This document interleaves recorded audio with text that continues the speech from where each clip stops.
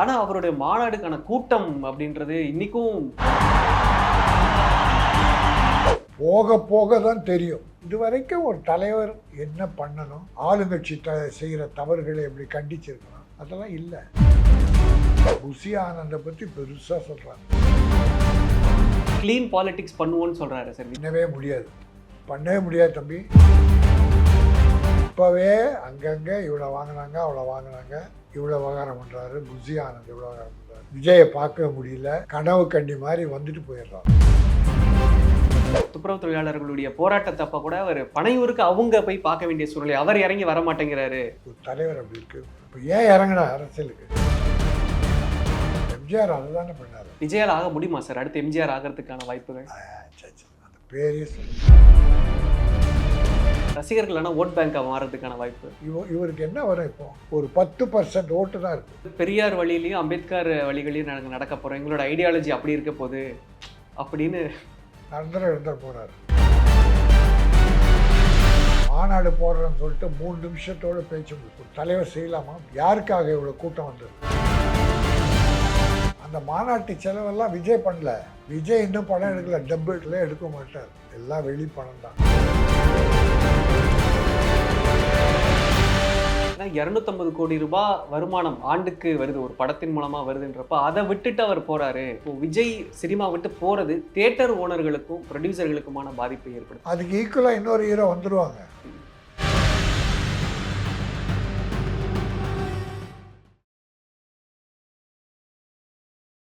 ஆனா அவருடைய மாநாடுக்கான கூட்டம் அப்படின்றது இன்னைக்கும் பயங்கரமா இருக்கு சார். இப்ப இந்த 2வது மாநாடுக்குமே எதிர்பார்ப்பு அப்படின்றது ரொம்ப இருக்கும்.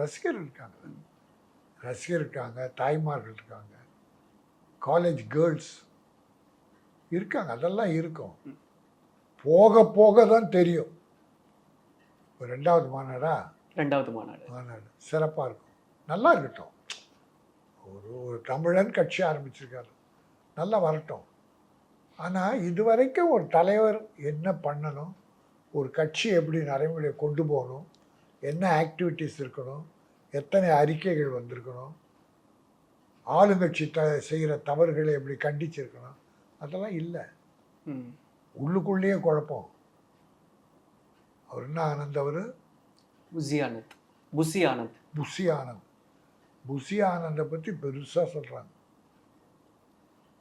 பதவி போடுறதுக்கு இப்போயே பணம் வாங்குறாருன்னு. ஜெகதீஸ்வரன் அது கட்சிக்குள்ளே இருந்த ஒருத்தர் விலைக்கு வந்து இப்போ மீடியாவில் பேசிகிட்டு இருக்கார். உண்மை ஆரம்பத்தில் கேள்விப்பட்டோம், ஒரு மாவட்டத்துக்கு இவ்வளோ பணம் வாங்கினாங்க. அது வந்துடுச்சா? அடுத்தவங்க லஞ்சம் ஆகணுன்றோம். ஆனால் க்ளீன் பாலிடிக்ஸ் பண்ணுவோன்னு சொல்கிறாரு சார் விஜய். வந்து நாங்கள் வந்தால் க்ளீன் பாலிடிக்ஸ் தான் பண்ணுவோம். பண்ணவே முடியாது தம்பி. யாரால முடியாது? உங்களுக்கு எம்ஜிஆர் கட்சி ஆரம்பிச்சப்போ நீட்டாக நடத்தினார். லஞ்சம் யாருமே வாங்கக்கூடாதுன்னார். இப்போ எல்லாரும் எலெக்ஷனுக்கு செலவு பண்ணி பணம் எல்லாம் ஆயிட்டாங்க. திருநாகரசு, முத்துச்சாமி, KKSR போன்ற ஆட்கள். பிறகு எல்லாரும் கசமுச்சான்னு பேச ஆரம்பித்தார். பிறகு எம்ஜிஆர் ஒரு மீட்டிங் வச்சு பேசும்போது எல்லாரும் நாங்கள் எல்லா பணத்தையும் செலவழிச்சிட்டோம், இப்போ அடுத்த எலெக்ஷன் வந்தால் எங்களுக்கு பணம் இல்லை, நாங்கள் என்ன பண்ணுறது அதுபோது எம்ஜிஆர் கோச்சிட்டு இறங்கி போயிட்டார். பிறகு முத்துச்சாமி, KKSR, திருநாகரத்தை போய் மறுபடியும் கூப்பிட்டு வந்து உட்கார வச்ச பிறகு தான் இந்த சாராய கடை வந்தது இல்லையா? எம்ஜிஆர் தான் சாராயத்தை திறந்தார், கலைஞர் மூடிட்டார். பிறகு எம்ஜிஆர் தான் நம்ம ராமசாமி உடையார்கிட்ட பொறுப்பை கொடுத்து கோடான கோடி வருவாய், அதில் கட்சிக்கு பாதி, ராமசாமி உடையாருக்கு பாதி. லஞ்சமே கூடாதுன்னு தேவையில்லை, எம்ஜிஆருக்கு தேவையில்லை. ஆனால் கட்சிக்காரர்கள் ஆக்கிட்டாங்களா? எல்லாம் கட்சிக்காரர் இழக்க வேண்டியது. அந்த நிலை தான் இங்கே. இப்போவே அங்கங்கே இவ்வளோ வாங்கினாங்க, அவ்வளோ வாங்கினாங்க. ஜான் ஆரோக்கியசாமி இவ்வளோ விவகாரம் பண்ணுறாரு. புசி ஆனந்த் இவ்வளோ விவகாரம் பண்ணுறாரு. விஜயை பார்க்க முடியல, கனவு கண்டி மாதிரி வந்துட்டு போயிடுறாரு. அது குற்றச்சாட்டுகள் நிறைய வருது சார். இன்ஃபேக்ட் இப்போது தொழிலாளர்கள் அங்க துப்புரவு தொழிலாளர்களுடைய போராட்டத்தப்ப கூட அவர் பனையூருக்கு அவங்க போய் பார்க்க வேண்டிய சூழ்நிலை, அவர் இறங்கி வர மாட்டேங்கிறாரு. ஒரு தலைவர் அப்படி இருக்கக்கூடாது. இனி இறங்குவார் இறங்குவார் இறங்குவார்னு எப்போ தான் ஏறிட்டு இருக்கு. அப்போ ஏன் இறங்கினா அரசியலுக்கு? தன்னை சாதாரண மனிதனாக்கணும். எம்ஜிஆர் அதை தானே பண்ணார். விஜயால் ஆக முடியுமா சார் அடுத்து எம்ஜிஆர் ஆகிறதுக்கான வாய்ப்புகள்? அந்த பேரையே சொல்லக்கூடாது. அது என்ன தர்மங்கள் பண்ணார். 20 வருஷம் திமுக, முதல்ல காங்கிரஸில் இருந்தார், பிறகு திமுகவில் 15 வருஷம் பொருளாளராக இருந்தார், எம்எல்ஏ இருந்தார், சிறு சேமிப்பு துணைத் தலைவர். இத்தனைக்கு அப்புறம் தான் அவர் கட்சி உடச்சி வந்து தலைவரானார். 20 வருஷம் மக்களோடு மக்களாக வாழ்ந்தார். நீங்கள் ஒன்றும், அதனால் எம்ஜிஆர் மாதிரி வருவார்ன்றத தயவுசு வேணாம். விஜயா இருக்கட்டும், விஜயா இருக்கட்டும், எம்ஜிஆர் ஆக முடியாது. நான் அழுத்தமாக சொல்கிறேன். ஏன்னா நிறைய படங்களில் வந்து அவர் பொலிட்டிக்கல் கருத்துக்களை முன் வச்சிருக்கிறாரு. சர்க்கார் படமாக இருக்கட்டும், ஒரு சில படங்கள் விஜய் வந்து பொலிட்டிக்கல் கருத்துக்களை முன் வச்சது தான் பொலிட்டிக்ஸ்க்கு வர போகிறோன்ற ஐடியாலஜி அவருக்கு இருந்துதா? இல்லை நீங்கள் எப்படி பார்க்குறீங்க சார்? இந்த சூழ்நிலை இப்போ அரசியலாக கொஞ்சம் இருக்குது, வாய்ப்பை பயன்படுத்திக்கலாம்னு நினைக்கிறாரா? ஒரு பொலிட்டிக்கலாக ஒரு டேரிங்காக எதுவுமே சொல்லல. மெர்சலில் ஒரு டைலாக் விட்டார் ஜிஎஸ்டியை பற்றி. உடனே சென்ட்ரல் கவர்மெண்ட்டை ரைடு விட்டுது. நெய்வேலியில் நடிச்சிட்டு இருக்கும்போது தூக்கிட்டு வந்துட்டான். அப்படி தொல்லை கொடுத்தான். அதுக்கப்புறம் அவர் தொடவே இல்லை. எந்த படத்தில் வச்சா சொல்லுங்க அப்புறம்? ஏன்னா அவரால் முடியாது. ரசிகர்கள் ஆனால் ஓட் பேங்காக மாறுறதுக்கான வாய்ப்பு எல்லாருமே வந்து ஓட்டு போடுவாங்க. அவங்களோட உண்மையான ரசிகர்கள் தொண்டர்களாகி ஓட்டு போடுவாங்க. சில காலேஜ் கேர்ள்ஸ் அவங்க கூட ரசிகர் போடுவாங்க. ஆனால் பொதுமக்கள், இப்போது டிஎம்கேயில் உள்ளவங்க கூட அவர் ரசிகர், ஏடிஎம்கே உள்ள ரசிகர், அவன் பூரா ஏடிஎம்கே டிஎம்கே தான் போடுவான், விஜய்க்கு போட மாட்டான். அதே மாதிரி பொதுமக்களில் இவர் யாரும் உங்கள் அப்பா அம்மா கிட்ட சொல்லுங்கள் ஓட்டுக்கு பணம் வாங்க வேணான்னு சொல்லுங்கன்னாரு. நீ ஓட்டுக்கு பணம் கொடுக்கலன்னா நீ ஆஷர்ட் ஆகிடுவ. பழக்கிட்டாங்க. 2000 3000 5000 கொடுத்து பழகிட்டாங்க. அதனால் ஓட்டுக்கு பணம் கொடுக்கலன்னா அந்த எலெக்ஷனோட ஒரு வாஷ் அவுட். ரசிகன் இவருக்கு என்ன வரும்? இப்போ ஒரு 10% ஓட்டு தான் இருக்குது. ஆனால் கருத்து கணிப்புகள் வேறு மாதிரி காட்டுறாங்க சார். கருத்து கணிப்புகளில் காட்டுறப்போ அவருக்கான பாசிபிலிட்டி ரொம்ப அதிகமாக காட்டுறாங்க. என்னங்க, திமுகன்ற ஒரு கோட்டை, அவங்க எவ்வளோ தொண்டர்கள் இருக்காங்க. இப்போ உதயநிதி ஸ்டாலின் வந்து இளைஞர் அணியை வலுப்படுத்திட்டார், பிரமாதமாக வச்சுருக்காங்க. பேஸ் அடிமட்டத்திலேருந்து வேலை மறுபடியும் நடக்குது. அதே மாதிரி அதிமுக அப்படி இப்படி இருந்தது. இப்போ எடப்பாடி ஊராக போய் கொஞ்சம் ஸ்டடி பண்ணிட்டு இருக்காங்க.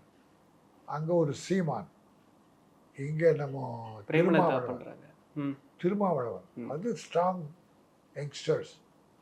அதனால் இப்போ இருக்கிற இளைஞர்கள் மட்டுமே அவர் ரசிகர்கள் ஓட்டு போட்டால் ஒரு 10% 12% ஓட்டு கிடைக்கும். அது வெற்றி வர முடியாது. எப்படி விஜய் மட்டும் ஜெயிக்கலாம்? அது கூட சந்தேகமாக யாரோ சொன்னாங்க. ஜெயிக்கலாம். என்னை பொறுத்த வரைக்கும் விஜய்க்கு ஒரு 50 போட்டுருவாங்க. ஆனால் மற்ற யாருமே அறிமுகம் இல்லாதவங்க, புதுசு, மக்களோட பழக்கம் இல்லாத. இனிமேல் தான் பழகணும், இனிமேல் தான் தொண்டாற்றணும். இவர் என்ன சொல்ல போகிறாரு, என்ன செய்ய போகிறாருன்னு இன்னும் யாருக்கும் தெரியலையே.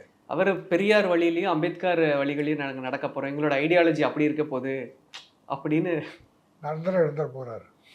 வேறு அதெல்லாம் டைலாக், யாரோ எழுதி கொடுக்குற டைலாக். பெரியாரை படிக்கிறதுக்கே அவர் ஆயுஸ் வேணும், அம்பேத்கரை படிக்கிறதுக்கே வேணும். அம்பேத்கரை பெரியாரை சொல்லிட்டு ஒரு திருமாவளவன், அறிவு சிறந்த திருமாவளவன், நீங்கள் நாட்டில் அம்பேத்கரை பற்றி அழுத்தமாக சொல்லிட்டு இருக்கார். அவர் சொல்லாத எனக்கு சொல்ல போகிறீங்க? மாநாடு போடுறேன்னு சொல்லிட்டு 3 நிமிஷத்தோடு பேச்சு முடிச்சு. ஒரு தலைவர் செய்யலாமா அப்படி? யாருக்காக இவ்வளோ கூட்டம் வந்தது? விஜய்க்காக தானே. இது பார்க்க வந்த கூட்டம் தான் இருந்தால் கூட கேட்க வந்தவங்கல்ல. 3 மினிட்ஸில் முடிக்கலாமா? கொடியை அறிமுகப்படுத்துகிறேன்றார். கொடியை அறிமுகப்படுத்திட்டு இது விளக்கம் அடுத்த மீட்டிங் சொல்கிறது. இதுனா இன்ஸ்டால்மெண்ட் பேசிஸா? முதல்ல படம் முடிஞ்ச உடனே டீசர் விடுறது, ஃபர்ஸ்ட் லுக் விடுறது, ஆடியோ வெளியிடுறது, இந்த மாதிரியா கட்சி? அப்படி நடைமுறைப்படுத்தியிருக்காரு. இன்னும் அவர் ஸ்டடியாக நிலைக்கு வரலை, வெளி உலகத்துக்கு வரலை. மதுரைக்கு அப்புறம் என்ன பண்ண போகிறான்னு தெரியல, வரணும், ஆரம்பிச்சிட்டார். அதனால் அவர் இறங்கணும். இறங்கி மக்களோடு மக்களாக இணைஞ்சாதான் அந்த தீர்ப்பு. ஆனால் அந்த ஸ்டாண்டர்ட் தான் சார் பிரச்சனையாகவே இருக்கு. அவர் இறங்க மாட்டேங்கிறாருன்றதா இப்போ பிரச்சனை. எதுவாக இருந்தாலும் அப்போ பனையூர்லேயே பண்ணுறாரு. அப்போ காலி இல்லை, நான் தப்பாக சொல்ல. அவர் இறங்கி வரலன்னா இங்கே பறந்த அந்த விமான நிலையம் அதுக்கு வேனில் இருந்துகிட்டே போயிட்டார். அது எதுக்கு போகணும்? அந்த ஊர் மக்கள் தலைவர்கள் அவங்கள கூப்பிட்டு வச்சு என்ன பிரச்சனை பேசியிருக்கணும்ல, பேசலையே. வேனில் வந்தார், ஒரு 3 நிமிஷம் பேசினார், வேன் கிளம்பிச்சு. இப்போ டிஎம்கேக்கு அகேன்ஸ்டாக ஒரு மாநாடு பண்ணார், மெரினா கிட்டக்க ஒரு கூட்டம் ஒன்று போட்டாங்க. அந்த மாதிரி இன்னும் அழுத்தமாக ஆழமாக அவர் அரசியல் பண்ணலை. சரி, அவர் கூட இருக்கிற ஆதவ் அர்ஜுனார் டிஎம்கேயில் இருந்தார், விடுதலை சிறுத்தைகளில் இருந்தார், 3வது இங்கே வந்திருக்கார். அவர் ஒரு பெரிய கோட்டீஸ்வரர், ஒரு கோட்டீஸ்வரனுடைய மருமகன். அவங்க தொழில் என்ன? அவர் எப்படி சமுதாயத்துக்கு உதவ முடியும்? லாட்ரி சீட்டு விற்று ஏழைகள் வயிற்றில் அடித்த லாட்ரி சீட்டு என்பது குடி வியாபாரத்துக்கு ஈக்குவல் டு குடி வியாபாரம். அதில் கோடி கோடியாக சம்பாதிச்சு அந்த மாநாட்டு செலவெல்லாம் விஜய் பண்ணல. விஜய் இன்னும் படம் எடுக்கல, டப்பு எடுக்கல. ஆதவர்னா போன்ற பல வெளிநாட்டில் இருந்து சிலர் அனுப்புகிறாங்க. அதனால் அவர் இன்னும் பணம் எடுக்கல, எடுக்க மாட்டார். எல்லாம் வெளி பணம் தான். அதனால் அரசியல் என்பது ரொம்ப நிதானமாக அவரை நம்பி தான் அந்த கட்சி.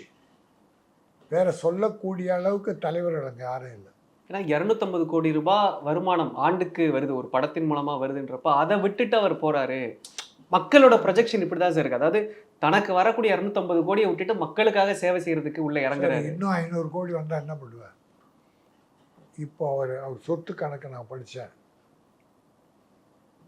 680 கோடியோ 700 கோடியோ அவர் சொத்து. இது சட்டபூர்வமாக, அது இல்லாமல் எவ்வளோ இருக்கும்? அதுக்கு மேலே இன்னும் 250 கோடி வாங்கி என்ன பண்ண போகிறேன் இல்லையா? அதனால் அவர் அது ஒரு பெரிய தியாகமே இல்லை. அதை விட கோடி கோடியாக இப்போ பாருங்கள், இப்போ விழுது, இப்போ கோடிகள் விழுது, நிதியாக வருது. திமுகவுக்கு எதிராக பண்ணுங்க, பாரதிய ஜனதாவே பணம் கொடுக்குறதா சொல்கிறாங்க. ஏன்னா அவங்க 8 லட்சமா 800 லட்சமா அந்த எலக்ட்ரல் பாண்டு, தேர்தல் பாண்டு டொனேஷன், அவங்க 8,000 கோடி டொனேஷன் வாங்கி வச்சுருக்காங்க. அவங்க திமுக எதிர்க்கிறதுக்கு இதை உற்சாகப்படுத்துவோம். அதனால் பணம் கொட்டும். சினிமாவில் நடித்த 100 நாள் நடித்தா தான் 250 ரூபா. இது 10 நாள்லேயே உங்களுக்கு 500 கோடி வந்துடும். வர்றதுக்கு வாய்ப்பு இருக்குது. இப்போ விஜய் சினிமா விட்டு போகிறது தியேட்டர் ஓனர்களுக்கும் ப்ரொடியூசர்களுக்குமான பாதிப்பை ஏற்படுத்தும். ஏன்னா ஒரு சில தியேட்டர் ஓனர் சொன்னாங்க, எங்களுக்கு சில படங்கள் விஜயோடைய படத்தினால எங்களுடைய வருவாய் ரொம்ப நல்லா இருக்குது அப்படின்றது அவங்க சொன்ன கருத்து. இப்போ விஜய் அவர்கள் நடிப்பை விட்டு போகிறப்போ அந்த ஒரு பெயின் அண்ட் ப்ரெஷர் இருக்குமா சார்? அது எல்லாருக்குமே இருக்கும். ஏதோ ஒரு செல்ல பிள்ளை மாதிரி பார்த்துக்கிட்டு இருந்தோம். தியேட்டருக்காரங்களுக்கும் ஒரு நல்ல லாபம் கிடைச்சிது. இப்போ அவர் போனால் தொழிலில் கொஞ்சம் முடக்கம் இருக்கும். ஆனால் அதுக்கு ஈக்குவலாக இன்னொரு ஹீரோ வந்துடுவாங்க. இப்போ விஜய் லெவலுக்கு சிவகார்த்திகேயன், விஜய் சேதுபதி இப்போ ரெடியாக இருக்காங்க. ஒரு 4 ஹிட் பிக்சர் கொடுத்தா, இன்னும் நல்ல படம் கொடுத்தா அவன் விஜய் தான். அதனால் அதாவது அரசியலில் சொன்னாங்க, கலைஞரும் ஜெயலலிதாவில் வெற்றிடம்னாங்க. வெற்றிட ஸ்டாலின் அனுப்பிட்டார, அங்கே எடப்பாடியும் ஏதோ பண்ணிக்கிட்டு இருக்காரு. அதுபோல் இங்கே சினிமாவில் இவரால் ஒரு வெற்றிடம்னா அதுக்கு ஆள் வந்துடுச்சு. அதனால் அது ஒன்றும் தேட்டருக்காரங்க கவலைப்பட வேண்டியதில்லை. கலெக்ஷன் வரக்கூடிய படங்கள் வந்தால் போதும். சரி, சூரி நடித்த மாமன் படம் கலெக்ஷன் இல்லையா? வந்ததில்லை. என்ன கொஞ்சம் வந்திருக்கும். அதில் அப்படியே கொள்ளையடிச்சிருப்பாங்க, இல்லை கொஞ்சம் அடிச்சிருப்பாங்க. அதனால் ஹீரோக்கெல்லாம் வருவாங்க, சினிமா நல்லாயிருக்கும். இந்த ஓவர் கோடி கோடியாக செலவு பண்ணுறதை குறைச்சி இந்த படத்தில் வல்காரிட்டி, கொடூரங்கள், குத்து வெட்டு கொலை என்பதால் தவிர்த்து ஒரு நல்ல பழைய காலப்படி பாசமுள்ள படங்கள், குடும்ப படங்கள், கிராமிய படங்கள், நல்ல காதல் கதைகள் வித் ஆக்ஷன், அந்த மாதிரி படங்களை தமிழ்நாடு கலாச்சாரம் பண்பாடு சீர்குலையாமல் இப்போ வர்ற டைரக்டர் எடுக்கணும். ஏன்னா வர்ற இளைஞர்கள் நல்ல அறிவு சிறந்தவங்களாக இருக்காங்க. அவங்க மனசு வச்சா ஒரு நல்ல சினிமா உருவாக்க முடியும். வாழ்க வளமுடன், வாழ்க திரையுலகம், வாழ்க தமிழகம். நன்றி, வணக்கம்.